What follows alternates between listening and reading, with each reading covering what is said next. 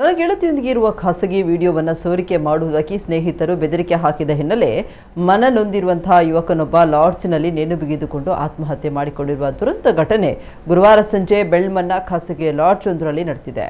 ನಿಟ್ಟೆ ಗ್ರಾಮದ ಪರಪಾಡಿ ನಿವಾಸಿ ಅಭಿಷೇಕ್ ಆಚಾರ್ಯ ಮೃತ ಯುವಕ. ಅಭಿಷೇಕ್ ಮಂಗಳೂರಿನ ಖಾಸಗಿ ಕಂಪನಿಯಲ್ಲಿ ಉದ್ಯೋಗದಲ್ಲಿದ್ದ ಮತ್ತು ಸ್ಥಳೀಯ ಯುವತಿಯನ್ನೇ ಪ್ರೀತಿಸ್ತಾ ಇದ್ದ ಅಂತ ತಿಳಿದು ಬಂದಿದೆ.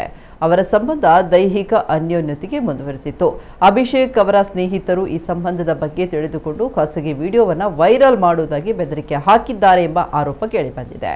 ನಿರಂತರ ಮಾನಸಿಕ ಕಿರುಕುಳ ಮತ್ತು ಅವಮಾನದಿಂದ ನೊಂದ ಅಭಿಷೇಕ್ ಲಾಡ್ಜ್ ಕೋಣೆಯಲ್ಲಿ ನೇಣು ಬಿಗಿದುಕೊಂಡು ಆತ್ಮಹತ್ಯೆ ಮಾಡಿಕೊಳ್ಳುವ ಮೊದಲು ತನ್ನನ್ನು ಬ್ಲಾಕ್ ಮೇಲ್ ಮಾಡ್ತಾ ಇದ್ದ 4 ವ್ಯಕ್ತಿಗಳ ಹೆಸರನ್ನು ಉಲ್ಲೇಖಿಸಿ ಡೆತ್ ನೋಟ್ ಬರೆದಿಟ್ಟಿದ್ದಾನೆ ಅಂತ ವರದಿಯಾಗಿದೆ. ಕಾರ್ಕಳ ಗ್ರಾಮಾಂತರ ಪೊಲೀಸರು ಸ್ಥಳಕ್ಕೆ ಭೇಟಿ ನೀಡಿ ಡೆತ್ ನೋಟ್ ಮತ್ತು ಆತನ ಮೊಬೈಲ್ ಫೋನ್ ವಶಪಡಿಸಿಕೊಂಡು ಮೃತದೇಹವನ್ನು ಮರಣೋತ್ತರ ಪರೀಕ್ಷೆಗೆ ಕಳುಹಿಸಿದ್ದಾರೆ. ಅಭಿಷೇಕ್ ಅವರ ಮೊಬೈಲ್ ಫೋನ್ನಿಂದ ಡೇಟಾವನ್ನು ಪಡೆದ ನಂತರವೇ ಆತ್ಮಹತ್ಯೆಗೆ ನಿಖರವಾದ ಕಾರಣ ತಿಳಿದು ಬರಲಿದೆ ಅಂತ ಪೊಲೀಸರು ತಿಳಿಸಿದ್ದಾರೆ.